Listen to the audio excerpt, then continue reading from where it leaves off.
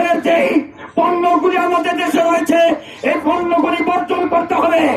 সম্মানিত হাজিরিন, ফ্রান্সকে তার পণ্যগুলি বর্জন করে দিয়ে ফ্রান্সের অর্থনীতিতে ধস নামিয়ে দিতে হবে, ফ্রান্সের অর্থনীতি ধ্বংস করে দিতে হবে এবং ইমানুয়েল ম্যাক্রোর পতন ঘটিয়ে দিতে হবে।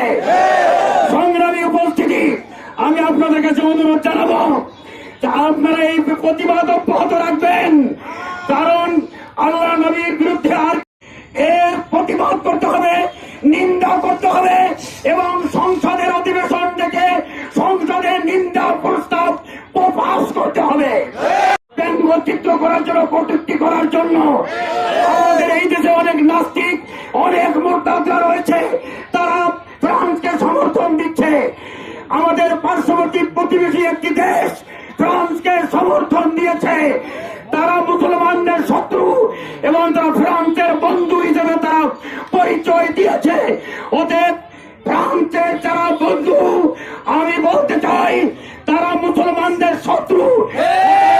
মুসলমানদের যারা শত্রু হুঁশিয়ার করে দিতে চাই যে সাবধান হয়ে যাও, এই বিশ্ব আগামী বিশ্ব মুসলমানদের বিশ্ব। রাসূল সাল্লাল্লাহু আলাইহি ওয়াসাল্লামের অপমান আমরা সইব না।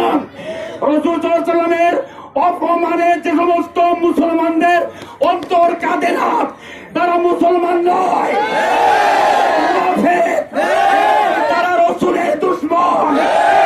আমাদের দেশে অনেক বিশ্ব আশিক রাসূল আছে, আশিক রাসূল সম্মেলন করে, অনেকে আমাদের দশটা জুলুস করে রাসূলের আগমনে ঈদে মিলাদুন নবীতে। আজকে অনেক আশিক রাসূলদেরকে রাজপথে প্রতিবাদে আমরা পাচ্ছি না। অতএব তারা কেমন আশিক রাসূল? আজকে দল মত নির্বিশেষে সকল তৌহিদি জনতা, সকল মুসলমান এক কাতারে এসে ইমানের পরিচয় দিয়ে, রাসূলের মহব্বতের পরিচয় দিয়ে আজকের প্রতিবাদ জানাচ্ছে, বিক্ষোভ জানাচ্ছে, তাদেরকে রাজপথে পাওয়া যাচ্ছে না।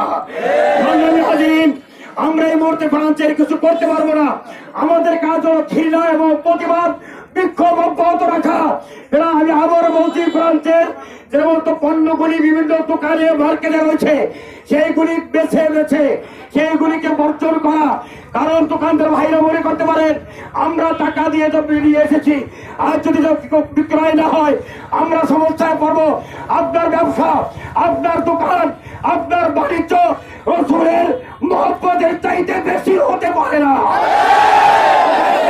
রাসূলের মহব্বতের প্রমাণ দিয়ে আমরা ফ্রান্সের পণ্য বর্জন করে, ফ্রান্সকে বয়কট করে সারা বিশ্বকে আমরা দেখিয়ে দিতে চাই মুসলমানরা জেগেছে, মুসলমানরা ঐক্যবদ্ধ হওয়ার জন্য সামনের দিকে এগিয়ে যাচ্ছে।